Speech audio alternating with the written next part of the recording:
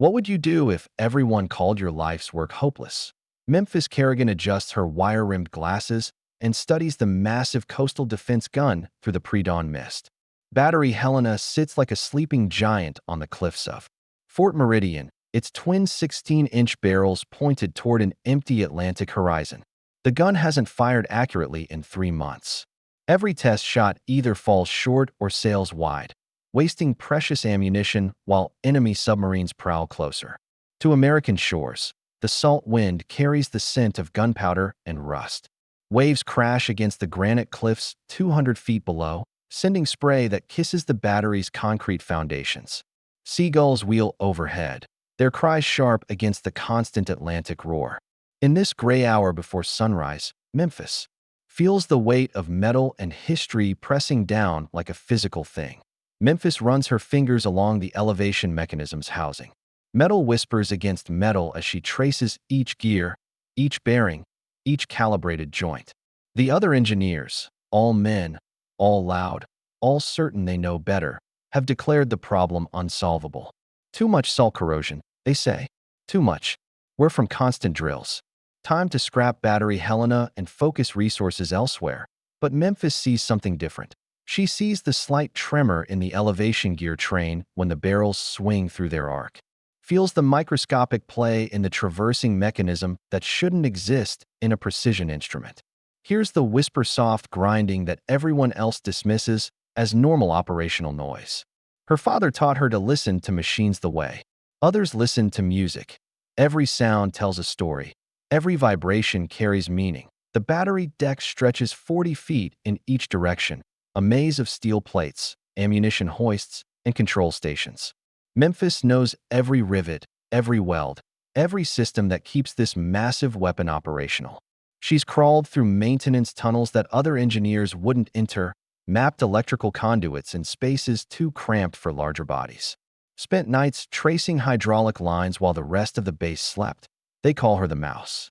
Not with malice, not exactly, but with the casual dismissal reserved for small things that scurry in shadows. Memphis Kerrigan, 24 years old, 5 feet 2 inches of quiet competence wrapped in grease-stained coveralls and silence.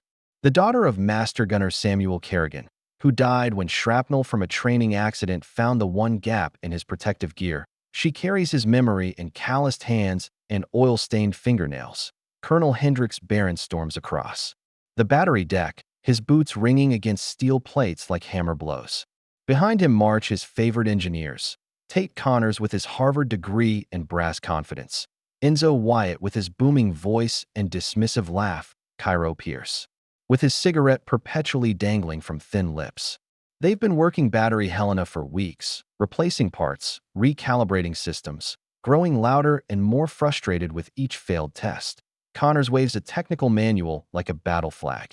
His voice carries across the battery deck, sharp, with Ivy League authority. Mathematics and theory pour from his mouth in torrents. Calculations that look perfect on paper, but somehow never translate to accurate fire. Behind him, Wyatt nods and grunts approval, his massive frame blocking morning light. Pierce says nothing, just smokes and watches with pale eyes that miss nothing and understand less. Memphis steps back into shadow between 2 ammunition hoists. The morning sun climbs higher, painting the gun's massive frame in gold and rust. Light catches the barrel's rifling where it emerges from the steel housing, reveals scratches and dings from months of failed attempts. The elevation wheels gleam with fresh grease applied by Memphis's own hands during the midnight hours when no one else bothers to visit Battery Helena. Barron slams his clipboard against the gun's shield. Not anger, exactly. Not desperation. Something colder. The look of a man watching his reputation crumble with each wasted shell. Each report filed in Washington that explains why Fort Meridian's primary defensive weapon sits useless while enemy forces probe closer. To American soil, the colonel built his career on artillery, rose through the ranks during peacetime by understanding big guns and the men who serve them.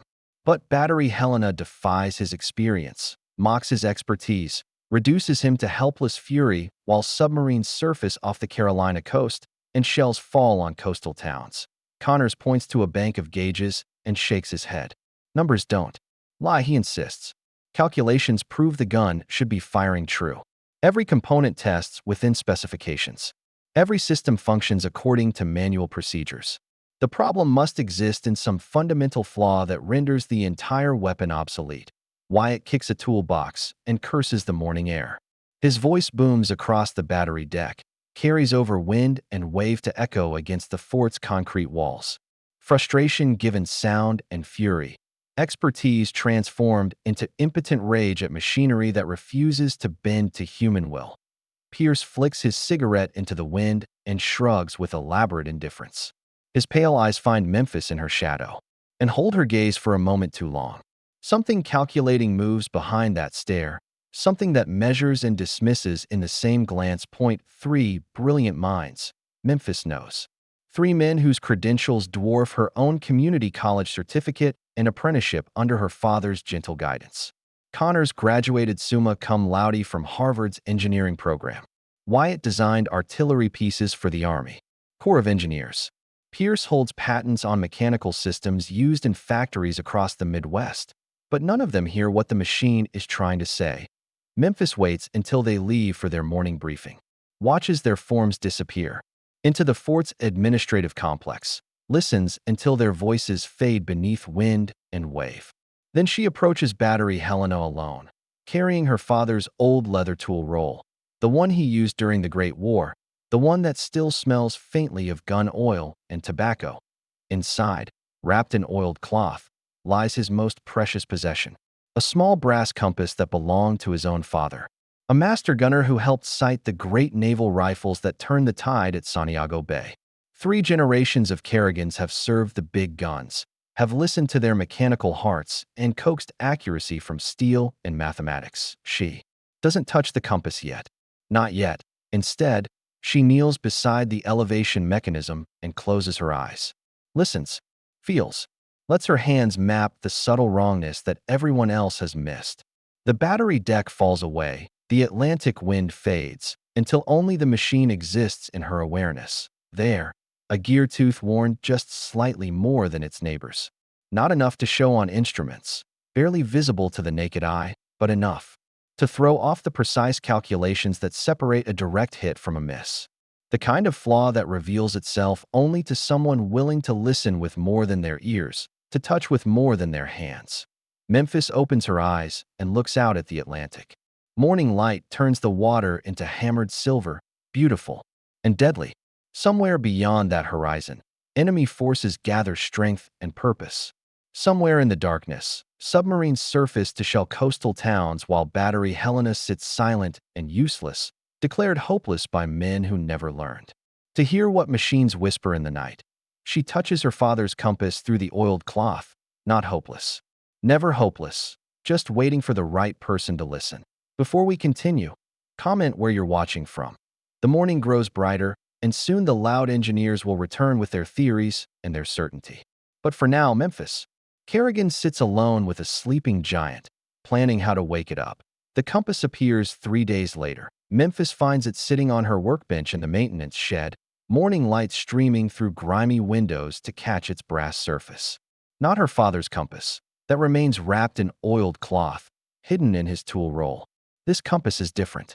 Older, heavier, engraved with symbols she doesn't recognize and a date that makes her breath catch. 1898 at Santiago Bay. Her great-grandfather's compass. She lifts it with trembling fingers. The brass feels warm despite the morning chill, worn smooth by decades of handling. The needle swings true to magnetic north, steady as a heartbeat. On the back, scratched in her great-grandfather's careful script, for those who listen to the guns. Memphis has never seen this compass before. Her father never mentioned it, never spoke of possessions beyond his own worn tools and faded photographs. Yet here it sits, real as the steel deck beneath her feet, impossible as morning mist. She looks around the empty maintenance shed. Oil-stained workbenches stretch along both walls, cluttered with replacement parts and diagnostic equipment. Overhead, fluorescent lights buzz and flicker, casting harsh shadows that dance with each electrical surge. The concrete floor bears decades of scuff marks and grease stains, The archaeology of countless repairs performed in this forgotten corner of Fort Meridian, and no one else has keys to this shed.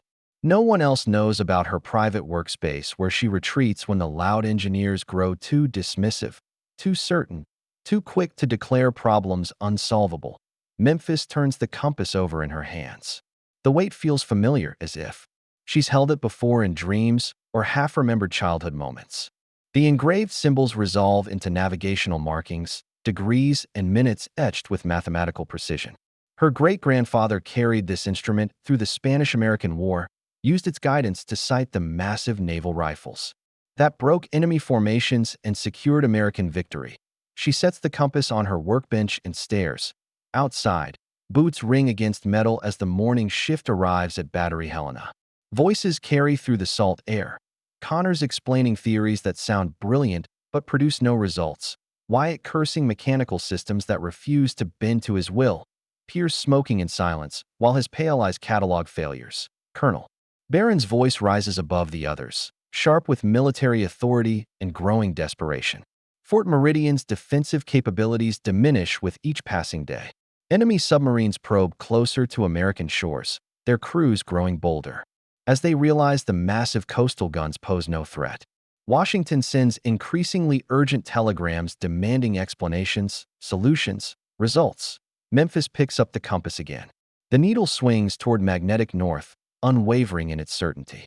She thinks of her great-grandfather standing on a rolling deck, salt spray in his face, using this same instrument to guide shells across miles of open ocean. Precision born from understanding, accuracy achieved through patience and careful listening. The maintenance shed door opens without warning. Brielle Madison enters carrying a steaming cup of coffee and wearing the quiet smile that means she knows secrets. The base librarian moves like a ghost through Fort Meridian's corridors, cataloging documents and filing reports while everyone else focuses on more dramatic concerns. Her gray hair catches morning light. Her lined face holds decades of accumulated wisdom. She sees the compass in Memphis's hands and nods, not surprise. Recognition. Your great-grandfather was my uncle, Brielle says, settling onto a stool beside the workbench. Samuel Kerrigan, your father, was my cousin. Family trees grow complicated when you study them long enough. Memphis stares. The compass suddenly feels heavier, weighted with implications she doesn't understand. Uncle William left his compass to the family, but no one knew where it ended up after he died. I found it last week while cataloging old personnel records. Seemed like it belonged with someone who might appreciate its history. You put it here. I have keys to every room on this base. Comes with the job. Brielle sips her coffee and watches Memphis turn the compass over in her hands. Uncle William could make any gun sing true. Had a gift for listening to machinery, understanding what it needed to function properly. The fluorescent lights buzz overhead. Outside, metal clangs against metal as the loud engineers attack Battery Helena with renewed frustration. Their voices carry through walls and windows, theories and calculations, and increasingly desperate attempts to force accuracy from a weapon that refuses cooperation. They think the gun is broken, Memphis says. Is it? Memphis shakes her head. The compass needle points steadily north, unwavering despite the electrical interference from overhead lights and nearby machinery. Her great-grandfather understood precision, built his reputation on the ability to guide shells across impossible distances with mechanical instruments and careful mathematics. One gear tooth, she whispers, worn just enough to throw off the calculations. Not broken, just tired. Brielle sets down her coffee cup, but they won't listen. They think I'm too young, too quiet, too small to understand systems they've spent years studying. Your great-grandfather was 5 feet tall and spoke so softly people had to lean close to hear him. Never stopped him from outshooting men twice his size. Brielle stands and moves toward the door. Tools don't care about the size of the hands that hold them. Machines don't listen to volume. They respond to understanding. She pauses in the doorway. The compass worked for Uncle William because he trusted it. Let it guide him when his own certainty wavered. Her gray eyes find Memphis's face. Sometimes the quietest voices carry the most important messages. The door closes with a soft click. Memphis sits alone with the compass and growing understanding. Outside, the loud engineers continue their frustrated assault on Battery Helena. replacing parts that don't need replacement, recalibrating systems that function within specifications, growing angrier with each failed attempt.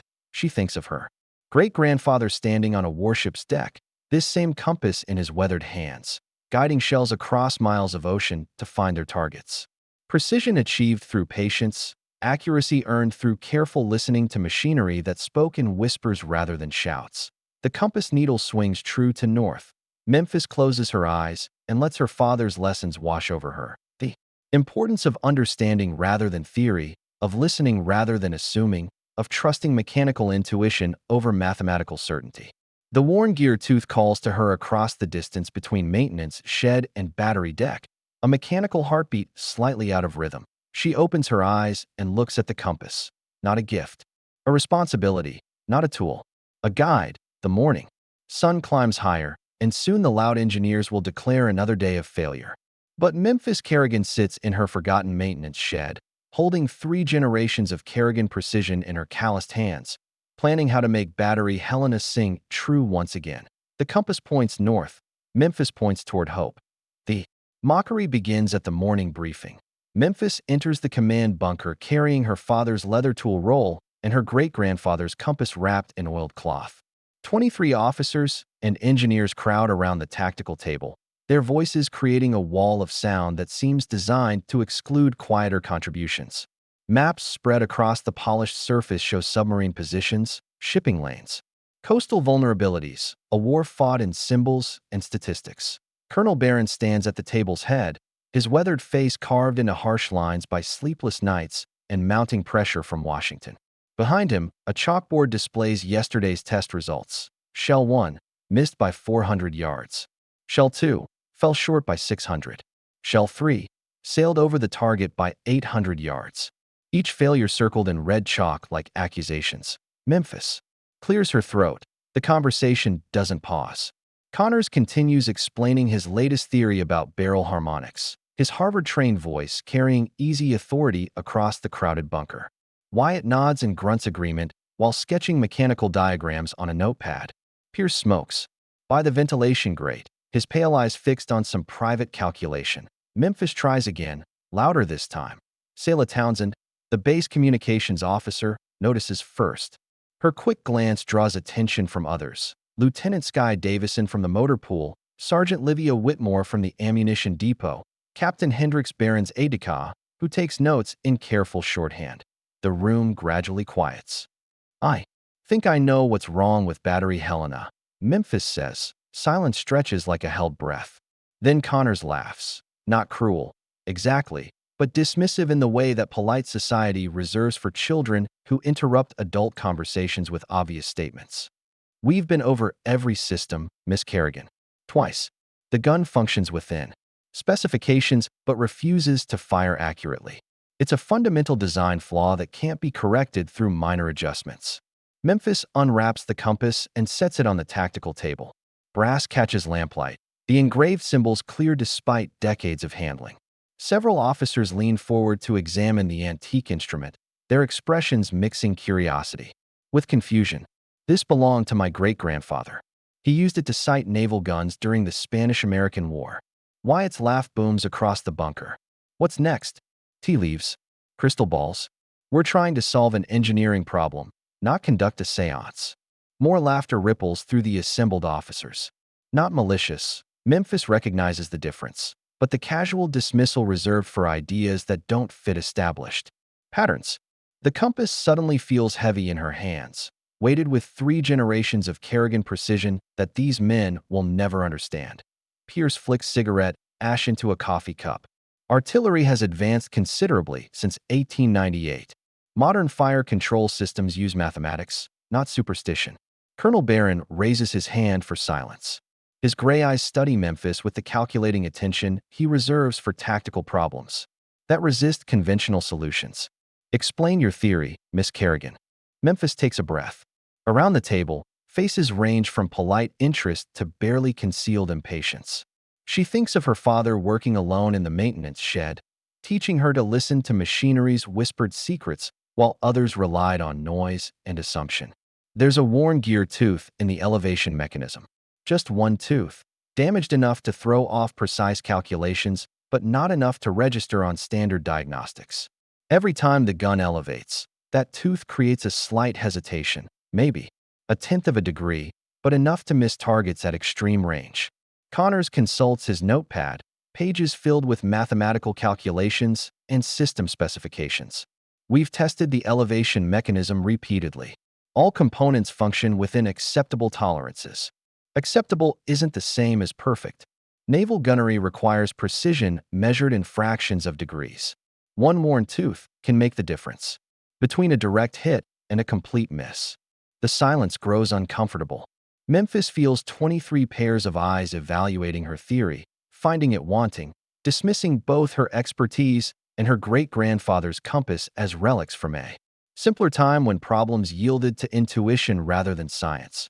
Wyatt crosses his massive arms. How exactly would you locate this theoretical worn tooth? Disassemble the entire mechanism based on a hunch. I can hear it. The words escape before Memphis can stop them. In the sudden quiet, they sound absurd even to her own ears. How do you explain mechanical intuition to men who trust only numbers? How do you describe the subtle wrongness that reveals itself to patient listening? Pierce's laugh is sharp as breaking glass. She can hear it. Of course she can. More laughter follows, rolling through the bunker like surf against stone. Memphis feels heat rise in her cheeks, watches her credibility evaporate in the face of masculine certainty. The compass sits on the tactical table, its brass surface reflecting harsh electric light, while men who never learned to listen dismiss 3 generations of Kerrigan wisdom. Colonel Barron studies the compass, turning it over in his weathered hands. The needle swings true to magnetic north despite the electrical interference from overhead lights and radio equipment. His fingers trace the engraved symbols, the careful script that reads for those who listen to the guns. Your great-grandfather, he says quietly. William Kerrigan. Memphis nods. I've read his service record. Exceptional marksmanship scores. Commendations for accuracy under combat conditions. Barron sets the compass back on the table. But that was a different war, Miss Kerrigan. Different weapons, different requirements. Metal is metal. Gears are gears. Precision is precision. Connors closes his notepad with decisive finality. We appreciate your enthusiasm, Miss Kerrigan. But Battery Helena requires scientific analysis, not folk wisdom passed down through family stories. The dismissal stings worse than open mockery. Memphis wraps the compass in oiled cloth and tucks it into her tool roll, feeling the weight of 3 generations settling on her shoulders. Around the table, conversation resumes, theories and calculations, and increasingly desperate attempts to explain Battery Helena's mysterious failures. She moves toward the exit, boots quiet against concrete flooring. Behind her, voices rise and fall in familiar patterns of masculine certainty. Expertise expressed through volume and authority rather than understanding. At the door, Memphis pauses. Livia Whitmore catches her eye and nods. Not agreement, exactly, but recognition. The ammunition depot sergeant knows the difference between theoretical knowledge and practical experience, understands that sometimes the quietest voices carry the most important truths. Skye Davison offers a small smile from her position near the ventilation grate. The motor pool lieutenant spends her days listening to engines, diagnosing problems through sound and vibration rather than computer diagnostics. She knows that machines speak to those willing to hear them, but these small acknowledgments feel fragile against the weight of institutional dismissal. Memphis steps into the corridor, leaving behind the tactical table and its assembled expertise, carrying her great-grandfather's compass and her father's tools toward an uncertain future. The bunker door closes with a hollow thud. Outside, Atlantic wind carries the scent of salt and possibility. Battery Helena waits on its clifftop perch, massive and silent, its twin barrels pointed toward an empty horizon. Somewhere beyond that horizon, enemy submarines gather strength while Fort Meridian's primary defensive weapon sits useless, not broken, just misunderstood. Memphis walks toward the battery deck, her tool roll heavy with inherited responsibility. Time to prove that the quietest voices sometimes carry the loudest truths. The artillery test comes without warning. Memphis hears the klaxon. While cleaning spark plugs in the motor pool, its urgent wail cutting through morning calm like a blade. Around her, mechanics drop tools and scramble for positions. This isn't a drill. Enemy submarines have been spotted 12 miles offshore, close enough to shell the coastal shipping lanes that keep America's war effort supplied with fuel and materials. Battery Helena must fire. She runs across the fort's courtyard, her great-grandfather's. Compass bouncing against her ribs where she keeps it tucked inside her coveralls. Other personnel stream toward their stations. Radio operators clutching message forms, ammunition handlers wheeling shells on steel carts, officers shouting orders that get lost in the Atlantic wind. The battery deck buzzes with desperate activity. Connors hunches over his calculations, slide rule clicking as he computes firing solutions with mathematical precision. Wyatt supervises the loading procedure, his booming voice directing the massive shells into Battery Helena's twin chambers. Pierce monitors the elevation controls, cigarette ash falling onto brass gauges that promise accuracy they cannot deliver. Colonel Barron stands beside the rangefinder, his weathered face carved into harsh lines by pressure and approaching failure. Through the optical instrument's eyepiece, he can see enemy submarines surfacing just beyond the horizon, dark shapes against gray water, their crews preparing to shell American merchant vessels. Range, 21,000 yards, calls the spotter. Bearing, 047 degrees. Wind, 15 knots from the southwest. Numbers flow across the battery deck, precise data feeding into calculations that should produce perfect accuracy. Connors's slide rule works overtime, translating target coordinates into elevation and traverse commands. His Harvard training shines in moments like these, pure mathematics applied to the ancient art of gunnery. Memphis watches from the battery's edge. The worn gear tooth calls to her across 30 feet of steel decking, a mechanical whisper lost beneath the urgent shouts and mechanical noise. She touches the compass through her coveralls, feeling its steady weight against her ribs. Elevation, 14 degrees, 37 minutes. Connors calls. The massive gun barrels swing upward with hydraulic precision. Gears mesh and turn, translating electrical signals into mechanical motion. Memphis hears the slight hesitation, barely perceptible, lost to everyone else beneath the system's powerful hum. As the worn tooth engages with its neighbors, 1/10 of a degree, maybe less, enough to miss by hundreds of yards at extreme range. Fire. The first shell leaves Battery Helena with a sound like thunder given form. The massive gun recoils against its mounting, steel plates ringing with the impact. Smoke billows from the barrel's mouth, acrid and sharp in the salt air. Everyone on the battery deck holds their breath, waiting for the splash that will mark success or failure. 20 seconds later, a waterspout erupts 600 yards short of the target. Damn, Barron mutters. Connors checks his calculations. Slide rule clicking frantically. Numbers are correct. The gun should be firing true. Load another round. Barron orders. The second shell misses by 400 yards to the right. The third sails over the target by 800 yards. Each failure draws the enemy submarines closer to their intended victims, merchant vessels whose destruction will cost American lives and strategic materials. Memphis steps forward. Colonel Barron. Her voice gets lost in the chaos of reloading. Ammunition handlers wrestle another massive shell into position while Wyatt curses the loading mechanism and Pierce adjusts controls that Ref used to compensate for the gun's mysterious inaccuracy. Colonel Barron. She calls louder. This time he hears her. His gray eyes find her face across the battery deck, recognizing desperation that matches his own. Around them, Fort Meridian's finest military minds struggle with a problem that defies conventional solutions. Memphis pulls the compass from her coveralls. Brass catches sunlight, the engraved symbols clear despite decades of handling. Let me try. Silence spreads across the battery deck like ripples from a dropped stone. Connors stops calculating. Wyatt pauses in his supervision. Pierce's cigarette hangs forgotten between thin lips. 20 men watch a young woman approach Battery Helena's controls with an antique compass and 3 generations of inherited wisdom. Miss Kerrigan, Barron says carefully, this isn't the time for one gear tooth. Memphis interrupts. Worn just enough to throw off your calculations. I can compensate for it. She doesn't wait for permission. Instead, she climbs onto the gun's control platform and places her great-grandfather's compass beside the modern instruments. The needle swings true to magnetic north, steady as faith despite the electrical interference from nearby systems. Memphis closes her eyes and listens. The worn gear tooth whispers its location, reveals the exact moment when damaged metal engages with its neighbors. She feels the hesitation through steel plates and mounting bolts, understands the precise timing that will allow her to compensate for mechanical imperfection. Range, 21,000 yards. The spotter calls again. Memphis opens her eyes and begins adjusting the elevation controls. Not according to Connors's calculations. Those are mathematically perfect, but mechanically flawed. Instead, she compensates for the worn tooth's delay, adding just enough extra elevation to account for the gun's slight hesitation.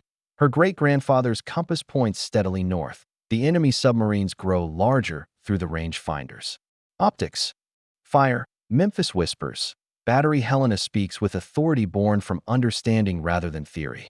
The shell arcs across 21,000 yards of open ocean, its trajectory corrected for mechanical imperfection and guided by 3 generations of Kerrigan precision. The waterspout erupts directly beneath the lead submarine. A direct hit. Silence. Holds for 3 heartbeats. Then cheers erupt across the battery deck as men who moments before dismissed her expertise now celebrate the accuracy they declared impossible. Connors stares at his slide rule in confusion. Wyatt pounds her shoulder with enthusiastic approval.